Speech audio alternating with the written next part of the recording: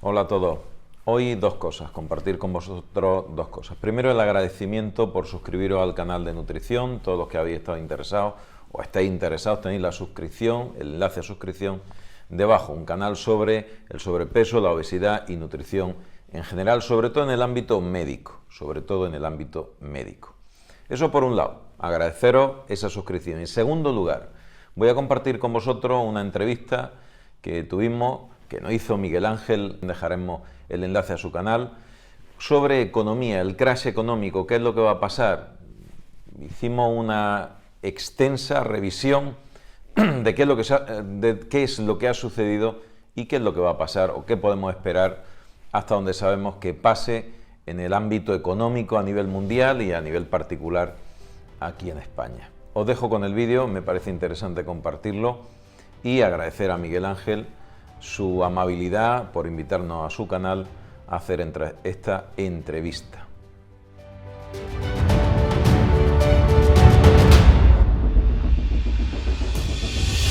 Buenas tardes, bienvenidos, bienvenidas al canal. Ya sabéis que me alegra teneros ahí detrás de la pantalla. Y bueno, como ya estáis viendo, nos acompaña un compañero por segunda vez, Sergio Martínez, del canal Reflexiones de un Galeno. Sergio, bienvenido nuevamente al canal. Muchas gracias, muchísimas gracias por tu invitación. Me alegra tenerte otra vez aquí en el canal, es la segunda vez que viene, pero desgraciadamente siempre para hablar de temas un poco desagradables, ¿no? Para el oyente, para el espectador, ¿no? La crisis económica, la anterior vez que estuviste aquí estábamos hablando de lo que iba a venir en invierno, lo que iba a venir en otoño a partir de septiembre.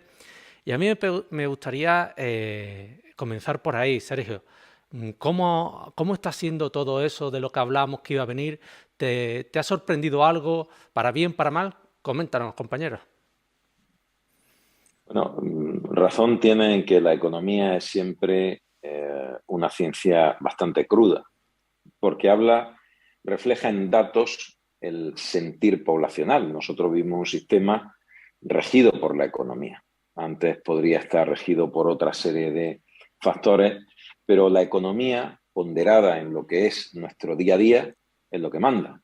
Nos levantamos para trabajar, se gana un salario y estamos gastando ese salario en mantener una actividad económica vital en nuestro día a día, que está marcada por lo que sucede en otros estratos, en otras esferas. En lo que decide el Banco Central Europeo, piense yo que el Banco Central Europeo a mí no me importa nada, o la Reserva Federal, es como una ola de un tsunami que cuando llega a la costa impacta sobre cada una de nuestras vidas. Por eso, cuando estamos sufriendo, como estamos sufriendo ahora mismo, la muerte de un modelo y el nacimiento de otro modelo, un superciclo económico que Deutsche Bank hace ya casi 2 años definió como el ciclo económico del caos. Lo que estamos viendo es la muerte del modelo económico que nace en la Segunda Guerra Mundial, ¿no?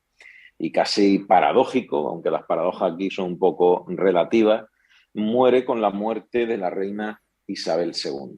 Ahí en nada, ¿no? La reina Isabel II es coronada 7 años después de finalizar la Segunda Guerra Mundial. Todo esto tiene una serie de... La muerte de los imperialismos también, de los grandes imperios, el imperio británico. Todo eso es lo que vamos a ver muchas cosas. Y claro, que tenga una vida llena de sucesos interesantes, pues está muy bien cuando los sucesos interesantes son positivos, pero es que lo que estamos viendo dentro de la parte que ocupamos la inmensa mayoría de la gente, supongo que la práctica totalidad de los oyentes, ocupamos una parte de la pirámide de ese modelo eh, económico que no es la más favorable. Y ahí vienen los problemas. Es decir, todo lo que nosotros comentamos en el último vídeo, que hicimos una explicación bastante extensa de cuál era la situación y augurábamos un poco lo que iba a pasar, no es ningún acto de clarividencia. Son las consecuencias de una inercia económica que estamos viviendo todos. A nadie le pasa desapercibido lo que está pagando por la luz o lo que paga por la gasolina o lo que cuesta la cesta de la compra. Lo que tú comprabas antes con 100 euros, ahora gástate 100 euros comprando la misma calidad de la compra que hace habitualmente y verás que no compras el 60% de lo que compraba antes. La pérdida de un 40% de poder adquisitivo, que es lo que hemos visto. Y eso es la suma de un montón de factores. Desde la inflación, que se ha disparado, decían que no se iba a disparar, luego dijeron que era transitorio, y aquí van como dándonos nociones progresivamente peores.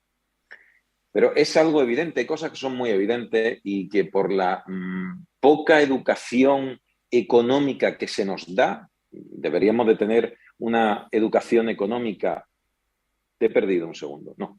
Deberíamos de tener una educación económica que permitiera que la gente entendiese su economía y algo de la macroeconomía, y eso determina esa falta de educación económica, que estemos muy perdidas. Pero si hacemos reflexiones muy básicas, que es lo que vamos a hacer en esta entrevista, para que todo el mundo entienda, nos daremos cuenta que no es difícil hacer augurios de qué es lo que va a venir, de qué es lo que va a pasar. Cuando hay una tendencia, debe suceder algo para que se rompa esa tendencia. Debe haber un fenómeno que rompa esa tendencia. ¿La tendencia cuál es? La tendencia es una tendencia inflacionista, un frenazo en la economía, que todo se encarezca, que están subiendo los tipos de interés. Eso quiere decir que el dinero cuesta más. Claro, si el dinero cuesta más para frenar la inflación, es porque pretenden frenar el gasto, porque la inflación que nosotros tenemos es una inflación de oferta, es de producción. Parece un contrasentido. Lo que habría que hacer es subir la producción y no frenar realmente el consumo.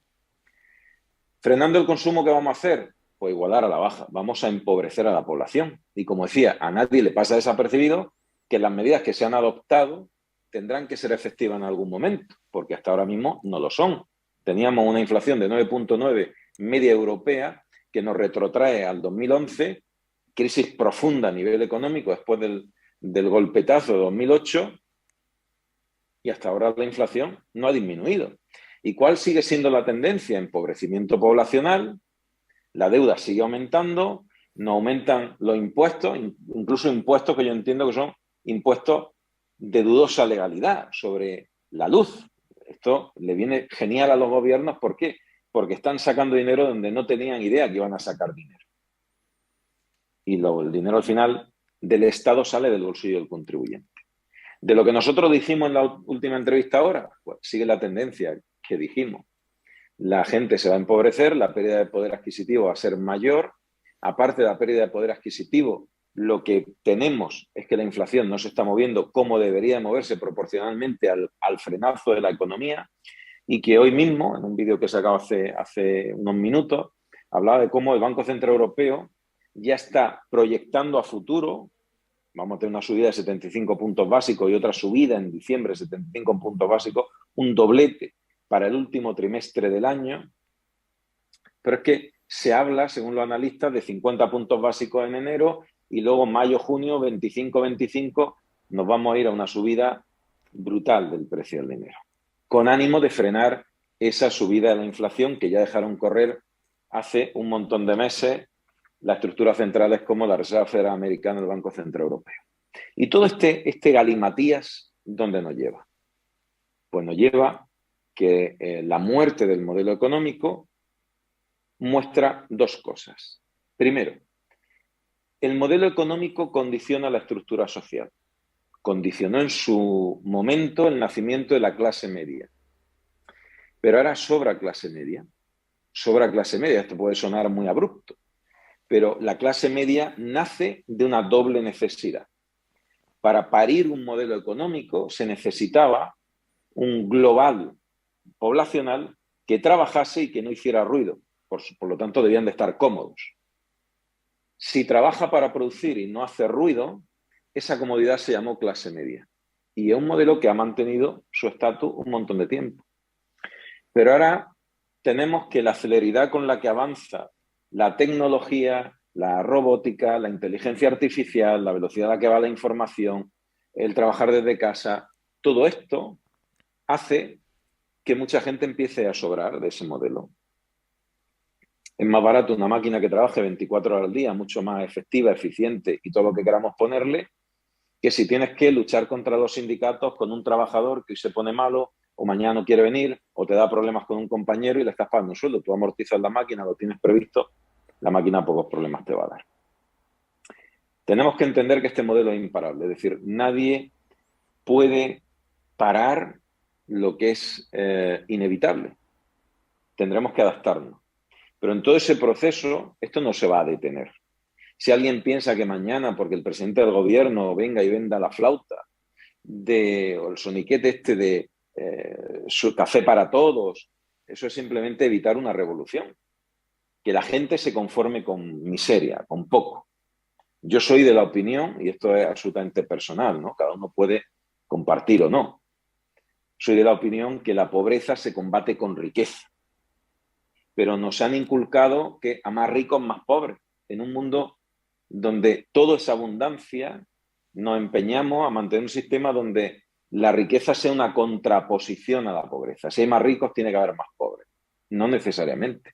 No necesariamente. Mejoremos la calidad de vida de la gente, mejoremos los niveles de educación de la población y evitemos la pobreza. Ahora, el movimiento va a ser totalmente a la inversa. Vamos a igualar a la baja. En resumen, de lo que se predijo, que no había predicción ninguna, era una evolución necesaria, una inercia necesaria, no ha habido ningún susto, todo va según lo previsto. Dijimos también que la guerra con Rusia se iba a eternizar, se va a eternizar. ¿Por qué? Porque Estados Unidos quiere una guerra de desgaste contra toda la estructura de Putin, lo que le rodea y de Rusia. Para él, el desgaste, el minimizar las pérdidas humanas de Estados Unidos y el maximizar el desgaste de Rusia es una necesidad para dedicarse al flanco pacífico.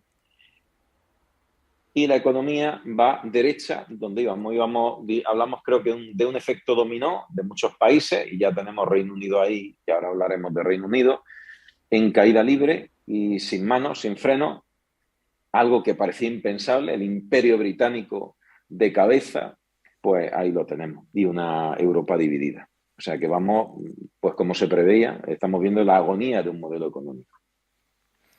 Pues me ha gustado esa introducción, ¿no?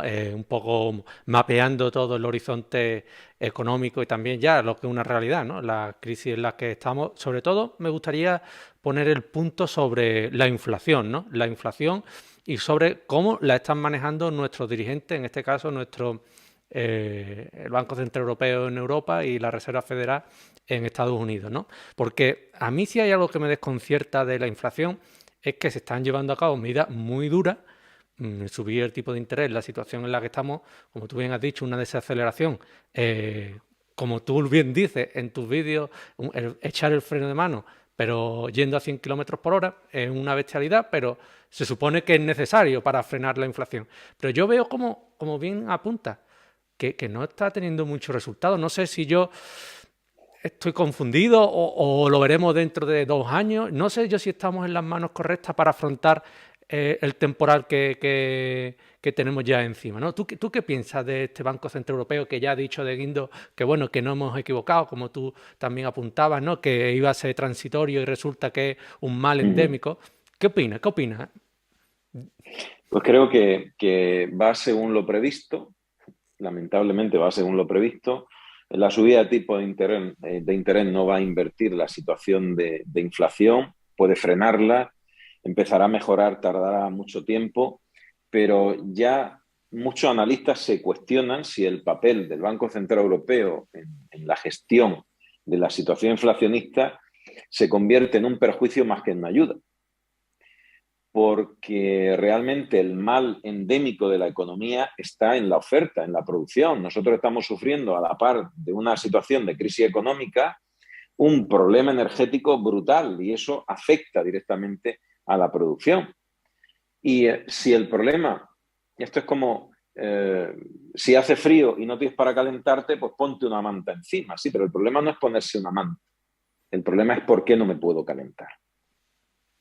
A lo mejor las políticas energéticas es lo primero que hay que cambiar. No concienciar del ahorro energético, que evidentemente está bien, que seamos coherentes y amigos del planeta, y todo eso está muy bien, pero no estáis tocando el problema de fondo.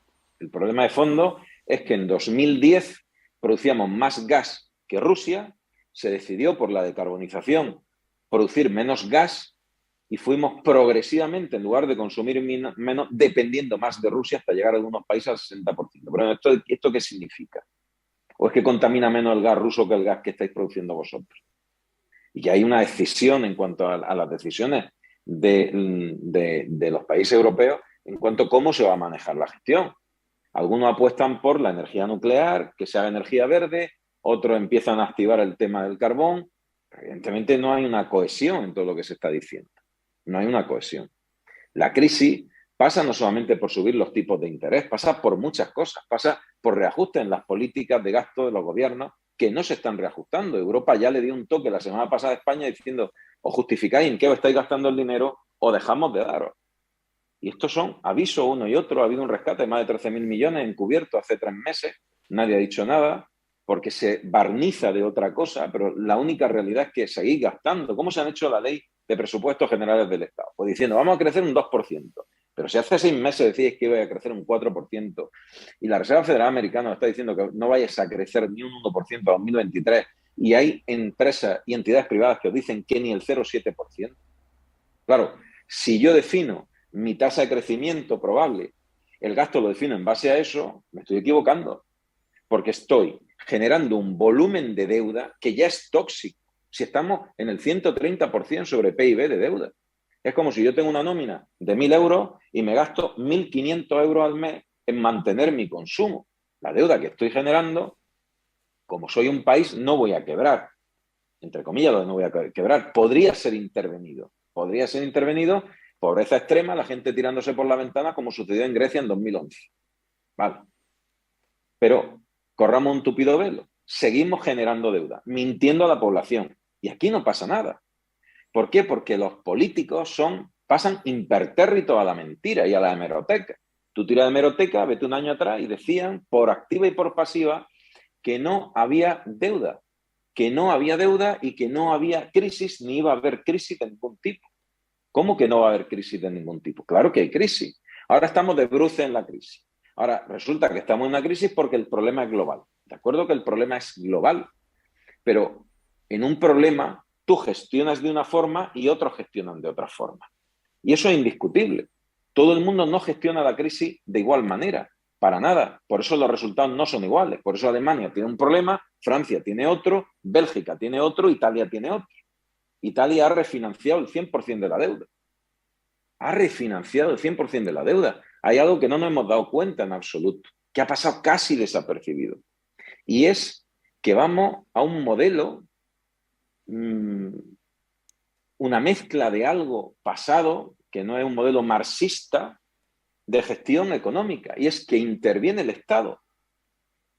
Antes era impensable pensar que con dinero público, el dinero del bolsillo de los ciudadanos, se rescate una empresa privada. Y se ha intervenido.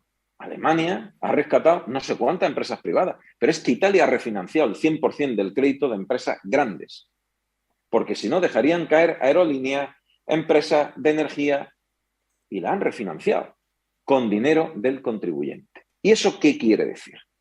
Pues como decía un analista hace una semana, Napier, el que predijo hace 2 años que íbamos a tener esta tendencia inflacionista, ha dicho: nos quedan entre 15 y 20 años de represión económica. Van a empobrecer a la población progresivamente, de forma lenta. Hoy será una excusa con un impuesto, mañana será otra excusa con otro motivo, pero nos vamos a ir empobreciendo progresivamente porque es la única salida que tienen los estados para que con las arcas públicas asumir el pago de la deuda impagable que están generando. Y como aquí la vista son a 4 años, tú vótame, te cuento la película que quieras, doy los cheques de 400 euros a quien tú quieras, o de 500 o 600, ni lo sé, para que me votes. El voto oculto lo compro con dinero público, los apoyos que yo necesito para gobernar, y no hablo solo de España, esto es generalizado. Lo hago también con dinero público y luego el que venga detrás que arree y pague la deuda exprimiendo nuevamente a la sociedad. Pero la sociedad es tan indolente, lleva adoctrinada 40 años, que no vemos nada. La gente ha salido a las calles en Francia y aquí en España no se mueve nadie. Que la deuda de España es muy superior a la de Francia, que el desempleo casi lo duplicamos, que el empobrecimiento español es brutal. Da miedo ver los datos. pero sin embargo no pasa nada. ¿Por qué? Porque también sindicatos están comprados con todas las letras. ¿Por qué? Porque se está haciendo una financiación que no se había hecho hasta la fecha. Puntualmente se hizo, incluso por gobiernos de otro color. Da igual. Cuando no quieres que haya revolución, los que deben de sostener esa revolución no están. Y para que el pueblo salga a la calle tiene que pasar hambre. Si no tiene alguien que le indique hacia dónde ir. Y eso todavía, gracias a Dios, no se ha dado. Esperemos que no se dé. Pero oposición en los cambios no tienen ninguna ni encuentran ninguna. Yo creo que, igual que tú, ¿no? El tema de que seamos cortoplacistas, la mentalidad esa occidental y mucho más la española, vamos a ver abocados a unas elecciones otra vez el año que viene y yo no sé qué político puede decir con unas elecciones ni en las comunidades ni nada. Yo es que el problema que yo veo también es ese, que no estamos en una buena situación económica malísima, la peor que yo recuerdo, pero además de eso es que no tenemos buenos capitanes. Es que yo lo pensaba el otro día viendo muchos vídeos, leyendo, informándome, análisis, pero es que el susto que tengo yo, el miedo, es que vamos mal, vale, pero es que no tenemos a nadie en el timón. Es que... Y encima, Partiendo ya unas de que el elecciones. propio sistema, claro, partiendo ya de que el propio sistema es perverso en ese sentido, que el cáncer profundo que afecta a la sociedad es un problema de educación, es un problema de educación. Si vemos los niveles de corrupción que hay en todos los países, ¿no? La falta de responsabilidad en la gestión. Tú tendrás que tener alguna responsabilidad en la gestión que haces. Pues si no tienes ninguna responsabilidad, si estos son cargos a puerta batiente, si hoy estás en el gobierno, mañana sales del gobierno y te metes en la dirección de una gran empresa, como Endesa o en las directivas de la gran empresa, a cobrar 1 millón de euros de sueldo por no aparecer por allí, ¿qué esperamos que suceda? Pero es que eso es un reflejo del cáncer de la propia sociedad. Es decir, tú permites que tus políticos sean corruptos porque la mayor parte de la sociedad lo seríamos si estuviéramos en su lugar y viéramos el dinero pasar. Entonces, el problema es un problema de educación. El problema de educación no se quita en una generación, se necesitan por lo menos 3 generaciones para solucionar un problema ideológico y de educación. Entonces, señalamos a los políticos, son los responsables, pero deberíamos de señalarnos a nosotros como sociedad. Y esto es un círculo vicioso. ¿Por qué hemos llegado a este punto? Porque se lo hemos permitido, sí, pero también hemos sido permisivos con nosotros mismos. No queremos educación, ni nos la hemos exigido. ¿Cuántos cambios de planes, de estudios, leyes de educación han salido que no han llegado ni siquiera a ejecutarse? Si es que es vergonzoso. Es que es vergonzoso si los maestros y los profesores, la universidad, los colegios, los institutos, es que es un sufrimiento. Si es que no llegan a implantar una ley cuando le han puesto otra. Y claro, quien controla la educación en un país controla todo, porque tiene una sociedad que al fin y al cabo ha permitido aborregarse o apesebrarse. Metámonos todos, ¿no? No nos podemos salir de ahí porque todos somos parte de la sociedad, ¿no? El otro día veía en una entrevista que, bueno, es que los que dicen que la sociedad está aborregada, bueno, la sociedad está indolente y está aborregada porque el conjunto de la sociedad lo ha permitido. No puede salirse nadie. Ninguno estamos excluidos de ahí. No hay una solución porque hemos permitido un sistema que en su perversión obliga a que tenga una educación y derivado de esa educación la gente tiene un comportamiento. Si a mí me han enseñado que solamente hay un camino, yo creo que mi libertad es ese camino, no hay otro. Y me creo libre, me siento libre, dormido y adormecido en esa dirección. No hay de otra. Y hay una parte de la educación que es externa, que la recibe del sistema educativo, y otra que es propia tuya. Y hemos sido muy, muy permisivos como sociedad. Muy permisivos. El estado del bienestar nos ha llevado a esa permisividad, puede ser, pero se ha perdido el debate. Ya no se puede debatir prácticamente de nada. Cuando entras en debate sobre lo que es oficial, el oficialismo, pues ya tienes problemas por todos sitios. Ya dejas en tu huella digital, que todo se mueve a raíz de Internet, ya dejas en tu huella digital un perfil que es non grato, porque te aparta del oficialismo. Incluso se quiere legislar en contra de las opiniones que no sean formalmente la oportuna, que vayan tangenciadas al oficialismo, ninguna. Y en contra ya, ni pensarlo. Pues me parece muy interesante, ¿no? Ese aspecto de autocrítica que debemos tener todos, y si los políticos están ahí es porque alguien los ha puesto, ¿no? Tenemos que hacer autocrítica como sociedad, y yo eso... Es fácil apartarse, como tú bien dices, de ese oficialismo, ¿no? Porque en cuanto tú te alejas o tienes un pensamiento crítico o te sales un poco del rebaño, enseguida el sistema se encarga de expulsar tus ideas.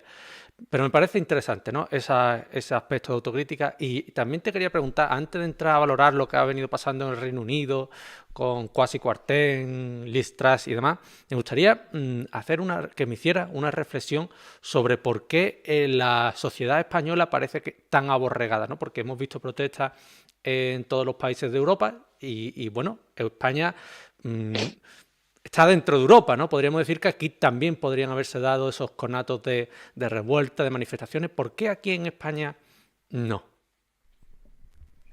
Pues posiblemente porque la sociedad española de forma histórica está acostumbrada a los malos gobernantes. Desde Isabel la Católica y Fernando, que los filibusteros ingleses se quedaban con el oro, que se batían el cobre los españoles en la América, y llegaban los ingleses y hundían el barco, mataban a los españoles y se llevaban el oro, ¿no? Desde esa época, los reyes católicos no hemos tenido nada más que malos gobernantes. El mal, la enfermedad que ha permeado toda la sociedad española han sido sus gobernantes. Y luego un desapego propiciado por las políticas que hemos tenido a nuestra historia, la patria, que como conceptos uno puede estar más o menos de acuerdo, pero son conceptos que si tú no te identificas con una bandera, con un himno, con una región o con un país, pues ¿por qué vas tú a pelear por tu país? Mira lo que está pasando en Ucrania. Uno de los factores de éxito de la guerra, aparte de que estén dirigidos por generales americanos y por tecnología y tal, es que la gente está luchando por su vida, por su casa, por su tierra. Y esto es lamentable. Lo ideal es que hay mundo de sobra para que nadie se pelease, pero la propia naturaleza humana es tan miserable que nos peleamos. La realidad es que nos peleamos. Y la realidad es que no hay un trayecto de toda la historia de la humanidad que no esté regado de sangre. De acuerdo que sería ideal lo contrario, pero es que no lo es. La verdad es que no lo es. Es que toda nuestra historia es sangrienta. Y el hombre, el otro día decía, no me acuerdo qué político europeo, Josep Borrell, decía que Europa era un jardín rodeado de, no recuerdo el término que utilizaba, ¿no? Rodeado de tiburones. Una jungla, ¿no? Una jungla, ¿no? Un jardín rodeado de jungla, sí, pero es que lo ha sido siempre. Es que lo ha sido siempre. Y lo que nosotros podemos ver educacionalmente de una forma, no quiere decir que los rusos lo vean de esa forma, que los ucranianos lo vean de esa forma, o que cualquier país del norte de África o asiático lo vea de esa manera. La gente aquí no muere por honor, somos latinos, morimos por otras cosas, pero un asiático puede morir por honor, ¿no? Es decir, todo esto es tremendamente complejo, el mundo se ha globalizado, todo a una velocidad de vértigo y no nos da tiempo a reaccionar, los tiempos de reacción son ínfimos. Y o nos adelantamos a prepararnos a lo que viene, o ya las filosofías, podemos usar las filosofías que queramos, que la realidad es tan aplastante, tan abrupta y tan rápida, tan brutal, que fijémonos en lo que está pasando. Es que si hacemos un análisis de los últimos 2 años, hemos tenido una pandemia que era imposible, la hemos tenido, con no sé cuántos millones de muertos, con una división. No nos ha hecho mejores la pandemia nos ha hecho infinitamente peores. Una sociedad totalmente dividida, con unos políticos que nos han mentido sistemáticamente. Aquí no ha pasado nada, no han rodado cabeza. No han rodado cabeza. Y de ahí nos metemos en una situación geopolítica con un conflicto que nos pone al borde de una guerra nuclear, pero al borde de una guerra nuclear, con un conflicto de índole mundial que va a cambiar el resto de nuestras vidas. Y la gente sigue comiendo viendo la tele, ¿no? Y de ahí cambia, pum, y se va al fútbol, que está muy bien el fútbol, pero ese grado de embotamiento emocional y a reactividad la tenemos en gran parte de los latinos. La sociedad española tiene 2 velocidades, para y a todo lo que da. No pasa nada hasta que un día alguien prende la mecha y esto estalla como si fuera un polvorín. Y podemos estar desde no pasar nada a lo contrario, ¿no? Y eso tenemos ejemplos históricos muchos de que España ha reaccionado así, con la invasión de los franceses. La gente echaba aceite hirviendo por las ventanas y lo echaron a pedradas y con aceite hirviendo y con palos. O sea, La sociedad española tiene una idiosincrasia muy particular. Yo creo que eso hasta tiene algún concepto genético histórico del tipo que sea, pero somos así, somos así. Por eso permitimos lo que permitimos y nos comportamos como nos comportamos. Pues dicho queda, y me gusta siempre escucharte porque tus reflexiones son profundas, ¿no? Muchas veces más allá de lo aparente que te hacen darle vuelta, ¿no? Darle vuelta. Yo creo que también un poco quizá porque aquí en España una persona con poco o casi nada se puede desarrollar, no voy a decir plenamente, pero casi en plenitud, ¿no? Porque hay buen clima, no hace tampoco excesivo frío en la mayor parte, en fin. No puede, a lo No mejor pasamos hambre. no pasamos hambre también, tenemos los Uh-huh. campos, quien más, quien menos. Uh-huh. Yo creo que ahí puede estar un poco, pero el pasar la línea, como tú bien dices, puede que sea, también pasó con el 15M, aunque después se vio que no derivó en todo lo que debía, ¿no? O a lo que nació ese movimiento, ¿no? Fue de un... Parecía que la sociedad estaba dormida y de repente salió un conato, una especie de revolución que después yo creo que no ha derivado en lo que primigeniamente se concibió, ¿no? Pero vemos como lo que tú bien dices, ¿no? Pasamos ese punto, pasamos esa chispa y la sociedad reacciona. Veremos, a ver, ¿no? Esperemos que también no haga falta, aunque todo indica lo contrario. Y Sergio, me gustaría pasar también a ese punto de Reino Unido, ¿no? Yo no sé, a todos nos ha pillado por sorpresa, por lo menos a mí, que no estoy tan informado, a lo mejor a otros no, pero ¿qué es lo que ha pasado en Reino Unido? Coméntanos, ¿cómo ves la situación? Pues la situación de Reino Unido era una situación que se veía venir. O sea, está claro que la escisión del Brexit no le iba a ayudar y sobre todo por lo que vino luego. Es decir, ha sido como una secuencia de desdiche. Ellos tampoco podrían suponer que el Brexit iba a venir luego seguido de una pandemia, una guerra, de estar en el ojo del huracán, de ser el objetivo también de Rusia, de tener que prepararse de división social. Y evidentemente, ¿cómo nos puede afectar? Bueno, ya lo último ha sido lo de esta señora Liz Truss, que debería de irse y tampoco se va y no son capaces de echarla. Es decir, tienen una situación de caída en picado, en caída libre. Solamente una muestra para mí, lo de Reino Unido, de lo que está pasando en el mundo. Las circunstancias en ellos han sido más frágiles y han caído primero, nada más. Pero no nos olvidemos que nosotros vamos detrás. Nosotros, quiero decir, Europa entera va detrás. Si la locomotora europea, Alemania, ya tiene los pies de barro y depende su economía de Rusia más de lo que nadie se podía imaginar, pues ya vamos muy mal. El manejo global es confuso, es caótico. Pero esto es la primera ficha, y esto lo puedo decir y queda registrado, la primera ficha de dominó de lo que ya se auguró también en Sri Lanka. Yo hice varios vídeos viendo cómo revuelta en diferentes sitios y decía, esto va a ser lo que se va a extender como un mal generalizado en otros países. Con revuelta social o sin revuelta social, dependiendo de la beligerancia y la capacidad de manejo de político y sociedad. Ya está. Pero lo de Reino Unido es un punto más de lo que viene. ¿Que será dilatado en el tiempo? Pues hoy el CEO de JP Morgan dice que 3-6 meses para el caos económico en América, que dijo hace 2 meses, esto va a ser una tormenta, y hoy decía, va a ser un huracán, no va a ser una tormenta. Se corrige a sí mismo, ¿no? A peor.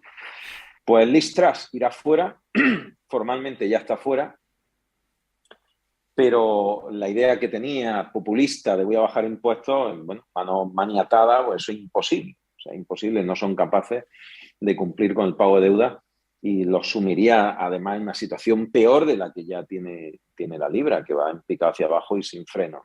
Y sin freno. A Europa no le va a afectar a Europa positivamente, sino negativamente, pero le va a afectar más a Reino Unido en la subsecuente caída de Europa que a Europa ahora mismo la caída de Reino Unido. Pues dicho queda yo no sé, yo cada vez que te escucho, no sé Es qué, peor.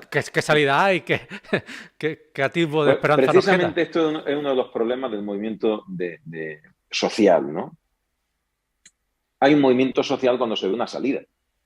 cuando le dieron un tiro en la cabeza a Miguel Ángel Blanco, salió España entera unida con las manos blancas, ¿no? Y aún así ETA lo asesinó, pero fue la muerte de ETA. La muerte de Miguel Ángel Blanco fue el peor error que pudo cometer ETA por esas dos velocidades. Porque ETA mostró en ese punto su falta de humanidad absoluta y la sinrazón de la violencia. Como fue una muestra tan evidente de sinrazón de violencia, se puso a España entera en contra. Todo el mundo, a nadie que le preguntase, podía cuestionar lo que estaba bien y lo que estaba mal. Pero ahora no hay un camino ni una solución. Porque también se han preocupado de que la desinformación sea tan masiva que los intereses particulares están condicionados por unas líneas de comportamiento que a la sociedad, lo primero, si tú le preguntas a quien sea, bueno, pero ¿yo qué puedo hacer? No puedo hacer nada, pues sigo con mi vida. Que te dan palo, da igual, sigues con tu vida. Que no sé nada de economía, a mí no me cuenta economía, yo quiero que me suba el sueldo y que mi jefe no sé qué. Y el jefe dice yo que me cobren menos impuestos. Pero ¿qué hago yo saliendo a la calle? ¿Contra quién voy? Es difícil, porque incluso nos perdemos. Hace unos años nadie sabía ni de la existencia del Banco Central Europeo, de la Reserva Federal, o qué era el FMI, o los tipos de interés. Pues ya hace años que no se han movido. Estamos tan perdidos que esa falta de horizonte también es una falta de motivación hacia dónde me muevo yo, ¿no? Yo salgo a la calle ahora mismo, que cojo un palo y le tiro al escaparate del pobre vecino que está peor que yo. ¿O contra quién? ¿O contra la policía? ¿Qué culpa tiene la policía? Si están igual o peor que yo. O los políticos, si van a seguir haciendo lo que les dé la gana. Si tú votas a una persona y haces lo que le da la gana, negociando con quien quiere, si no cumplen absolutamente nada. ¿Y qué hacemos? ¿No votar? Y como el español, el latino es como es, si no votas tú, ya voy yo a votar al que quiero votar para dejarte más en desventaja a ti. Es un problema tan profundo y que va a tardar tanto en arreglarse, que realmente es difícil señalar hacia dónde debe moverse la población. Muy difícil. Aparte ya del aborregamiento, es muy difícil saber dónde está ese movimiento, ese punto claro de inflexión para la solución. Muy difícil.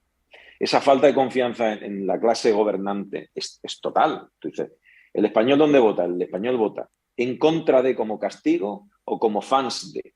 Yo soy fan de las derechas, voto a las derechas porque mi padre, mi abuelo y mi bisabuelo votaban a las derechas y tal. No cuestiona. A mí me gustaría saber qué proporción de gente que va a votar se ha leído, al menos de su partido, el panfleto de las cosas que dicen, o sabe realmente cuál es el programa electoral, del tuyo y del contrario. No, aquí la gente vota por pasión, por ánimo de lesionar al que lo ha hecho mal. Votamos en contra de, que es la masa crítica que decide, ¿salen las derechas, salen la izquierda o quién sale aquí, ¿no? O vota simplemente porque ciegamente somos talibanes del color que nos impusieron cuando nacimos, o Dios sabe por qué. Entonces así es muy difícil gestionar todo, muy difícil. Yo, Sergio, me gustaría, vamos a seguir con el directo, pero me gustaría que pensaras alguna buena noticia, algún buen resquicio o algún halo de esperanza para el final, para poder concluir con algo bueno, ¿no? Porque si no, se te quema el cuerpo. Pero bueno, lo dejamos para el final y te quiero dar tiempo para que piense algo para que sea todavía más certero. Al final. Bien, algo inventaremos de aquí al final.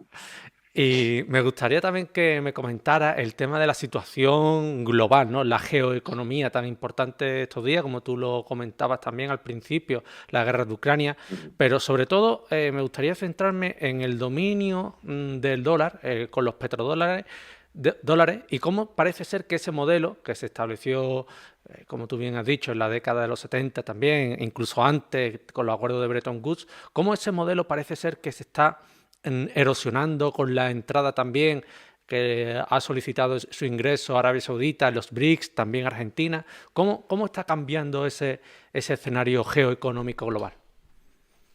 Esto ya lo dijimos en la otra entrevista y esto toca muchas cosas, ¿no? Y a lo mejor te fastidio parte de la entrevista o las preguntas que tenía en mente. Porque para darte respuesta a esta pregunta hay que incluir otras cosas, ¿no? Aquí de lo que se trata, ¿de qué estamos hablando? Es decir, todo este jaleo que hay en el mundo, esto, ¿de qué se trata y por qué se ha liado esta situación? Pues se ha liado porque antes del COVID ya teníamos una situación mala económicamente, con un régimen económico que la deuda iba creciendo, se gestionaba en base a deuda, el modelo del petrodólar es lo que le daba fuerza a la economía de los Estados Unidos, en detrimento de otras economías como la de China, la de Rusia.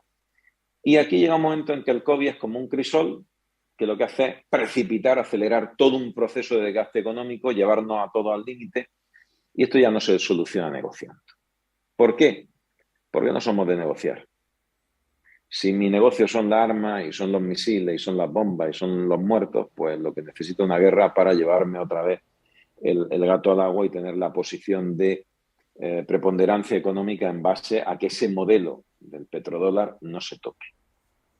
Y para eso necesito controlar el frente atlántico, que Europa se ponga de mi parte y Rusia desgastarla al extremo, para que no sea un buen aliado de China y luego dedicarme yo al Pacífico a tocar la nariz a China a través de Taiwán, que controla también el tema de los microchips, de los cuales depende pues todo lo que se produzca en China y en el resto del mundo. El 80%, 92% de semiconductores mundiales es de Taiwán y el 82% o el 80% también es de Taiwán, de microchips.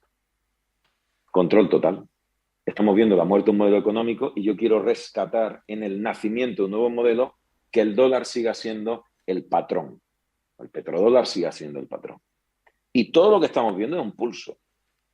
Un pulso donde, de una forma o de otra, con más acierto o desacierto, más visible o menos visible, pero es solamente una cosa de postureo político. Todos están participando. ¿Y qué quiero decir? El escenario, el campo de juego se llama Ucrania. Rusia ataca a Ucrania por 1000 razones y 1000 excusas. La única razón profunda es la economía, que Rusia económicamente no iba bien.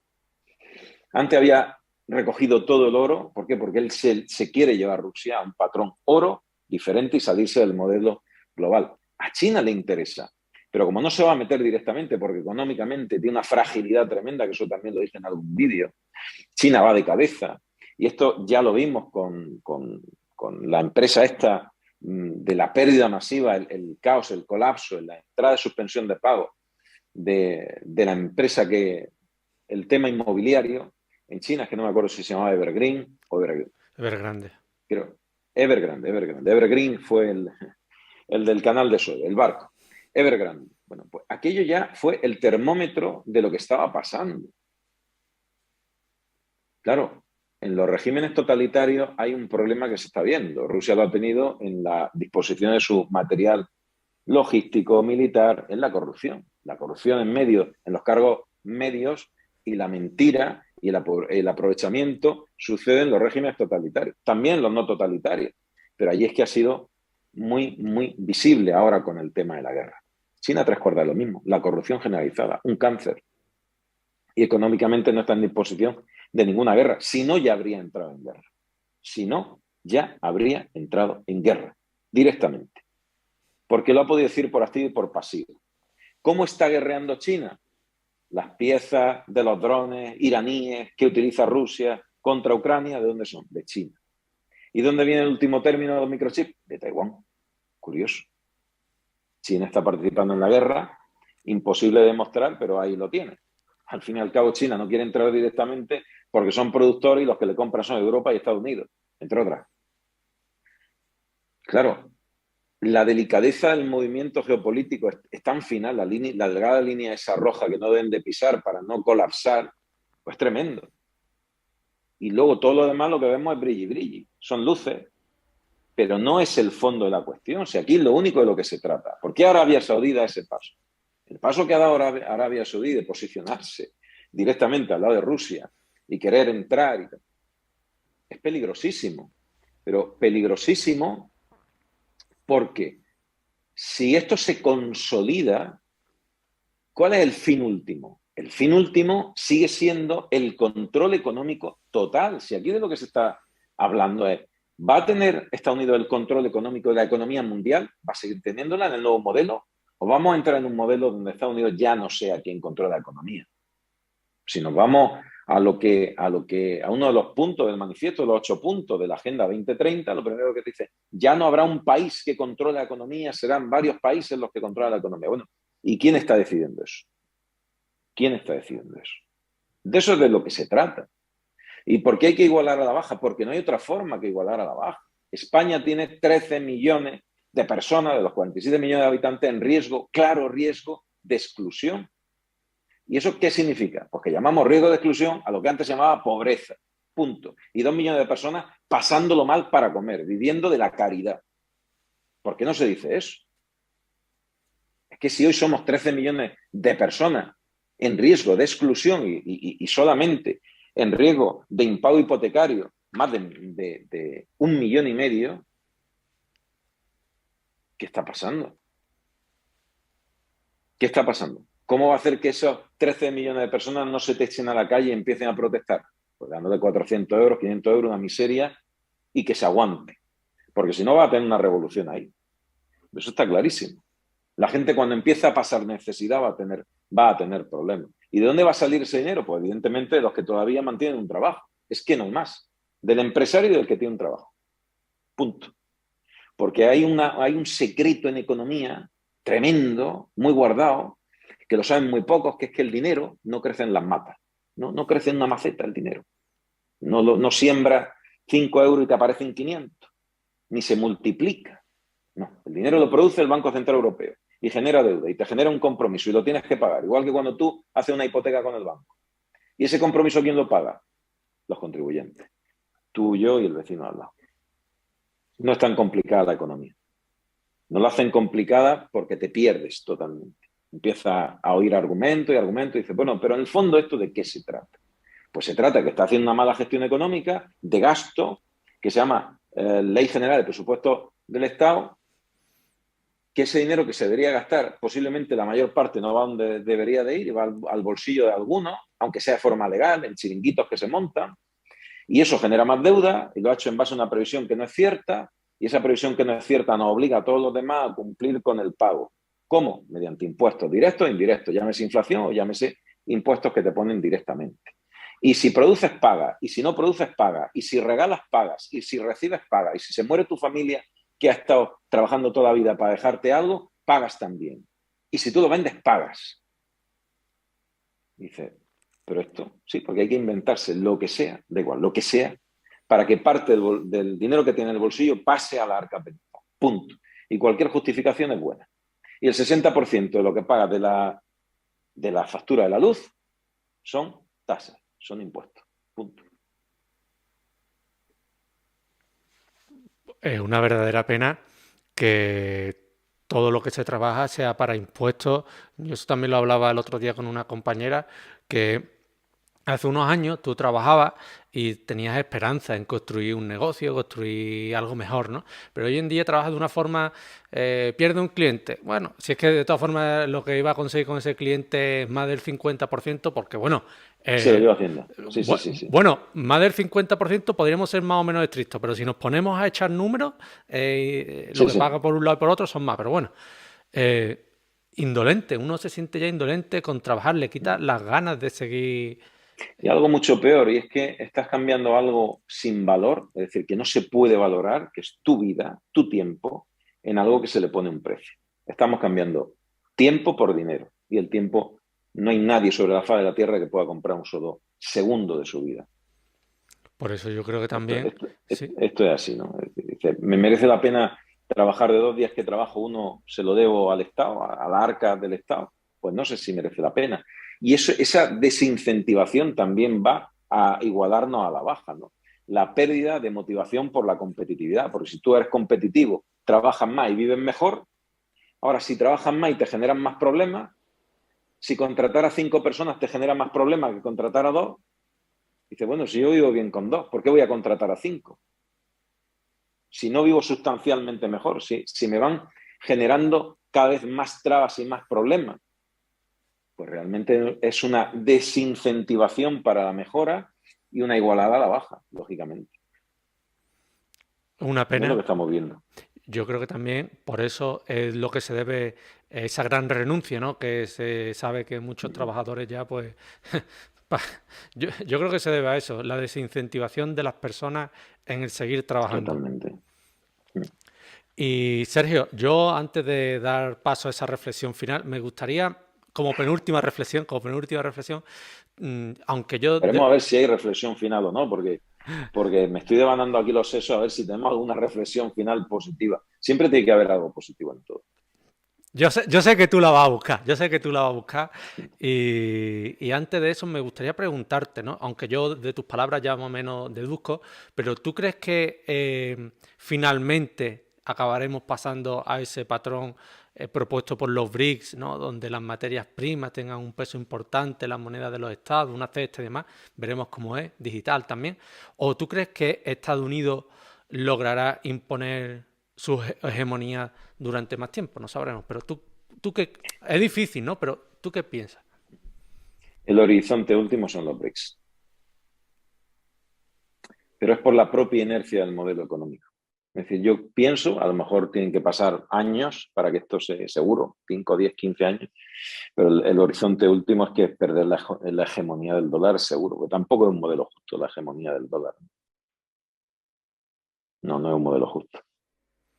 Antes o después llegaremos al otro. Luego hemos perdido la visión de que el gobernante no trabaja para realmente la mejora de la sociedad. No.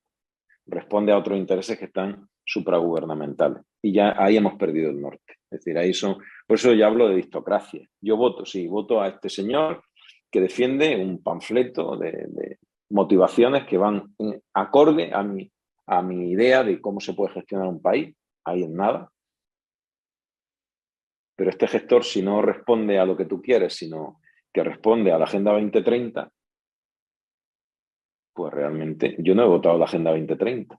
Me sé los puntos porque me lo he leído, pero seguro que si sale a preguntar a la gente que si es feliz sin tener nada, pues dirá, ¿y por qué no voy a tener yo lo que mis padres han luchado toda mi vida y yo sigo luchando por ello? Bueno, pues cada uno puede pensar lo que quiera. El problema es perder la libertad del debate.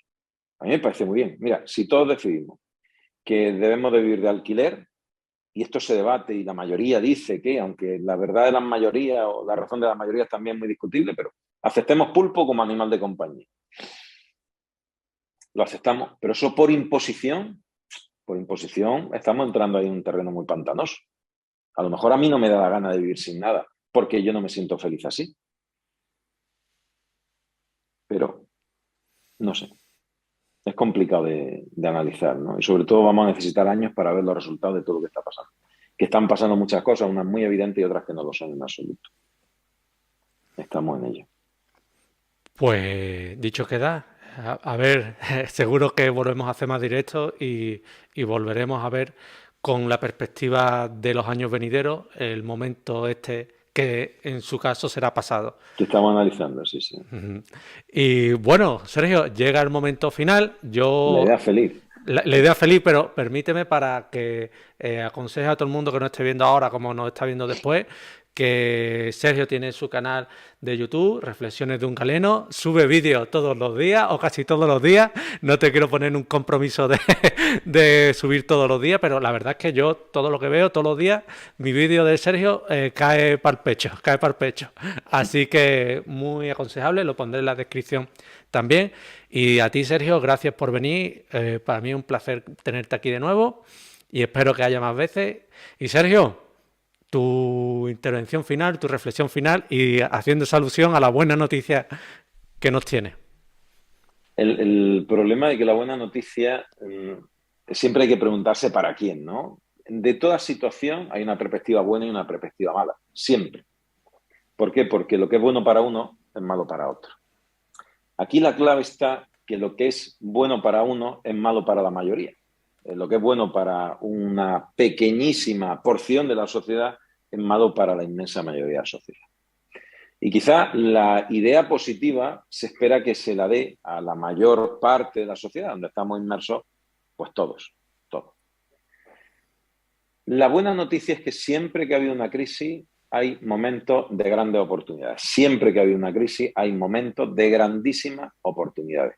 Quien ha sabido hacer una lectura adecuada de la situación es capaz de enfocar positivamente a su favor el mal de muchos. Y eso no quiere decir que enfoque a tu favor el dolor de otros, sino que ese desasosiego económico que sufre la gran mayoría de la sociedad permita tener una luz, un resquicio, una iluminación de algo en lo que tú puedes favorecer a otro y favorecerte tú. Y ahí crecen las grandes fortunas. Ahí nacen las grandísimas fortunas. De las debilidades de una situación, si tú eres capaz de poner solución, hacer un contrapeso a esa situación, nacen las grandes fortunas. Así que yo animo a todo el mundo a que en lugar de desanimarse, se motive para buscar soluciones. No hay soluciones pequeñas y soluciones grandes, y mejorar económicamente su situación en base a las desventajas que todo el mundo tiene y que alguien espera que se mejore. Si alguien es capaz de ver ese punto de iluminación, pues ha triunfado. Es más que si le toca muchas veces la lotería cada año. Pues nos Espero quedamos. que le sirva la buena noticia a la gente. Sí, la verdad es que algo positivo tiene la crisis también, ¿no?